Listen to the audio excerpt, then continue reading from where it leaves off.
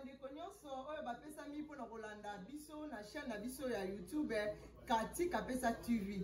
Katika Pesa TV azali awa en États-Unis d'Amérique, azali chef Katika Pesa pour na service traiteur. Oza na fête en mariage, oza na anniversaire, oza na ba événement nyonso oyo ezali na kati États-Unis d'Amérique babengaka chef Katika Pesa traiteur pour na ba événement na bango. Mais désormais toko bobanda kolanda ngai na émission ya Makusa ya bana mboka na chaîne na biso ya Kinshasa RL Pro TV. Chaque dimanche à partir à 3h15, Torobanda Koleka, toujours en direct de l'États-Unis, mais tozai kolaksa bino makusa ndenge nini bino ba mama ya Kinshasa boko kipe ko améliorer ba cuisine na bino bosala makusa kitoko pe endi mama. Désormais, bolanda biso na RL Pro TV en direct de l'États-Unis. Olingi koye kola makusa kolamba, olingi koye kole lubu, landa biso na chaîne na biso ya RL Pro TV. Bobo sa na pete ko s'abonner na chaîne na biso ya YouTube